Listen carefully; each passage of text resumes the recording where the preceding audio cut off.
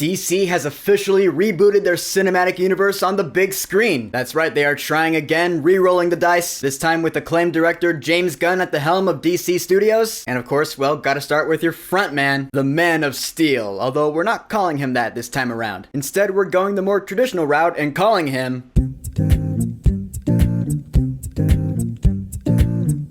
Superman. So Superman is the first movie in the brand new DC universe and the second installment overall after Creature Commandos Season 1, because that does count. That was the first. So in our cinematic introduction to the new DC universe, Kal-El, aka Clark Kent, aka Superman, has been Superman for about 3 years, saving the city of Metropolis one day at a time, posing as Daily Planet journalist Clark Kent, and life seems to be going okay. He's dating his co-worker Lois Lane. However, Lex Luthor, CEO of Luthor Corp, is pretty pissed off. He does not like the fact that there is a Superman from another planet flying around the city, so he's coming up with some pretty bad ways to stop him. Tensions are rising and Superman has to save the day, and so it begins. Now, of course, there was a lot riding on this movie, man, in case you've been living under a rock. Not only is this gonna be one of the biggest hits of summer 2025, but like I said, this is DC re-rolling the dice. Their previous cinematic franchise hit an iceberg and sank into the ocean, and we don't want that to happen again. Warner Brothers doesn't want that to happen again. The fans don't want that to happen again, because we all have faith in these DC characters. They've thrived in popular culture for so many decades for a reason, and they all deserve to be done justice on the big screen.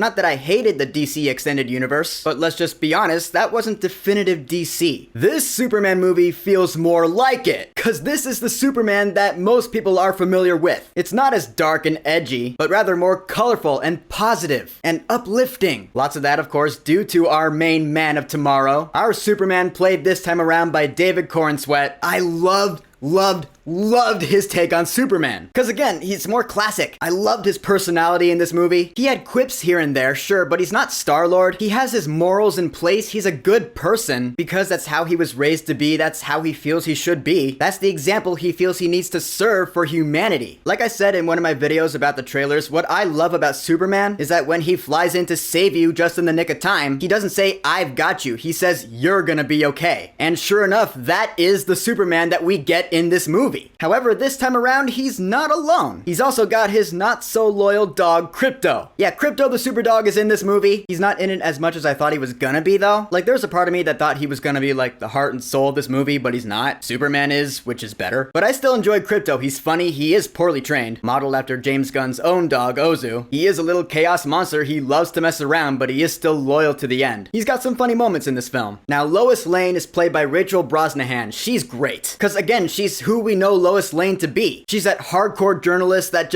she doesn't beat around the bush. She's not afraid to ask the tough questions. Her number one priority is getting the truth out there. She wants to help Superman do the right thing, but if he does something that she feels is wrong, she's not afraid to say so. That's really important for Lois Lane's character, and they nailed that in this movie. Plus, she's got a spunky personality of her own, too. I loved her relationship with Clark Kent, because it was really real. It's not as campy as it was with Christopher Reeve and Margot Kidder, or as stoic and serious as it was with Henry Cavill and Amy Adams. It makes a lot of sense here in this movie. Nicholas Hoult as Lex Luthor is awesome. Because I was wondering in the trailers why he seems so emotional. You see him tearing up in the trailers, and at least I was wondering, why is he so intense? Happy to say his motivation is made very clear in this movie, and I definitely felt it. He's in the wrong for sure. I just felt this was a great take on Lex Luthor. I've known a couple of different iterations of him at this point. The more calm, collected one that was like Michael Rosenbaum in Smallville. That's the one I was used to preferring. This one isn't so much like that, but still much better than Jesse Eisenberg, at least in my opinion. And there are some other superheroes in the movie, since in this universe, superheroes, metahumans, have been around for a while, so there are some other superheroes in play here. Guy Gardner Green Lantern, played by Nathan Fillion, Hawkgirl, played by Isabella Merced, and Mr. Terrific, played by Eddie Gathegi. And at first I was like, do they really need to be in this Superman movie? I was afraid they would overcrowd it, but surprisingly no, I ended up really loving them here. They play their part in the plot without overcomplicating everything, and they were really entertaining too. The one that gets the least amount of shine, I would say, is Hawkgirl, but hey, you know, she's got time. We already know she's gonna show up in Peacemaker Season 2, we saw that in the trailer for that. This is gonna be an ever-expanding universe after all. So if a supporting character is not fleshed out here, don't worry, they might show up somewhere else later down the line. Cause this movie, it's not just a Superman movie, it's based around Superman and that world that is Metropolis and the Daily Planet and that Superman bubble within the larger DC universe. But within that bubble, it is still a whole world. There's a lot going on at once, and we're just kind of thrown into the middle of it, which I actually really appreciate. Cause at this point in pop culture, we know enough about Superman. He's been so ingrained in pop culture for the last 85 years or so. So again, unless you've been living under a rock, you know enough about Superman to know what you need to know going into this movie. You know who Clark Kent is, you know who Lois Lane is, you know who Lex Luthor is, at least who they're supposed to be and how they're supposed to be represented. That's who you got in this movie. And the stuff in this movie that you might not know, like the other superheroes for example, they are introduced in a way that's informative enough to fill you in. So you know what kind of world you're getting into here. Like a good example of what I'm talking about is the Daily Planet. There's a lot of scenes in the Daily Planet in this movie. And there's a lot of characters walking around talking to each other, characters from Superman lore that have been around forever. Characters like Steve Lombard, like Cat Grant, like Jimmy Olsen, like Perry White. They're all part of the Superman world. And so while it might make the movie feel a little packed, that just straight up doesn't bother me for that reason. Because this is the living, breathing DC universe that we're plunging ourselves into here. A lot of cogs turning and it just makes sense. It's an environment. And we're not just plunged into the world, but the story as well. Like I said, Superman has been Superman for 3 years. It kind of reminds me of the original Star Wars, where we're just entering ourselves at this point in the story, in the timeline. Yes, this movie does not focus on Superman's origin story because, again, we know that. And we've seen it a few other times on the big screen and elsewhere. This movie tells a different Superman story, but still a very relevant one. And it is really relevant too, because it focuses more or less on the balance within the world and its people. There's a point in the trailer where you see Superman, he's talking about, I just stopped a war. That story point is actually a little more relevant than you might think. It's a pretty big part of the movie. That being said, the tone of the movie is interesting too. It being directed by James Gunn, who is known for balancing humor and drama pretty well for the most part. I'll say this movie is a bit of a balancing act, because it's a lot more lighthearted than you might think it is. There is a lot of humor in it, but I noticed the James Gunn style humor that he's known for is kept down to a point. None of the jokes go on for too long like they have in other James Gunn movies, in my opinion anyway. There's only really one moment I can think of where the drama was really sinking in and I was like, ooh yeah, alright, this is great, and then it got stepped on by a joke. That one moment did kind of bum me out. I'll talk about it in my spoiler talk. That is absolutely inevitable. It's Superman, for crying out loud. But other than that one moment, I noticed the humor didn't really compromise the drama in this movie. There are some straight up Superman heroic moments here. Real crowd pleasers. You're gonna love them. The more dramatic scenes were done really well in this movie, I thought. And with the humor and the drama mixing pretty well here, of course they do not overshadow the action scenes. The big action superhero fight scenes in this movie are awesome. Cause yeah, they are really big in scope. It does get pretty destructive at a point, and some people might have Man of Steel flashbacks from that. In my case, I get why they're so big in scope because again,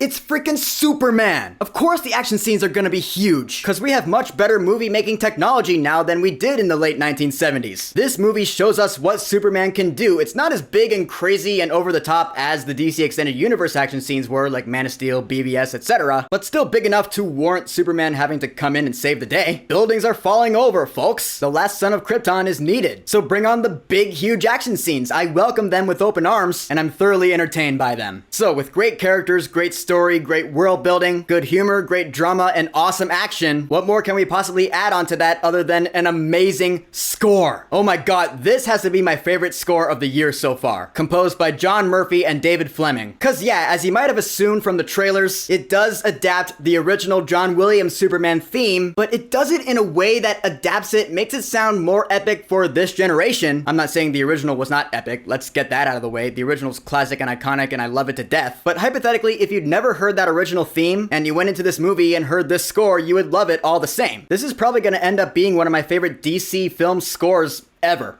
Period. I'm gonna be listening to it in the car for at least the next couple of weeks, and I can't wait to do so. And I can't wait to see this movie again, cause in the end, Superman is awesome. It's everything I wanted it to be. David Cornsweet is a definitive Kal-El slash Clark Kent slash Superman if ever there was one, as is this Superman world that we have seen constructed in this movie. The characters, the story, the writing, the visual effects, the action. It all comes together in what looks like it's gonna be a great head start to a shining future for the DC universe. And And for Superman, I will say, go see this movie right now. And of course, there is a mid-credit scene and a post-credit scene. Go ahead and stick around for those, because it's just fun. I can't wait to see what this DC universe has in store for us next. Starting with Peacemaker Season 2 next month, followed by Supergirl next year. So Superman, have you seen it yet? What are your thoughts on it? Whatever you think, go ahead and leave a comment. And of course, thank you for subscribing. Peace!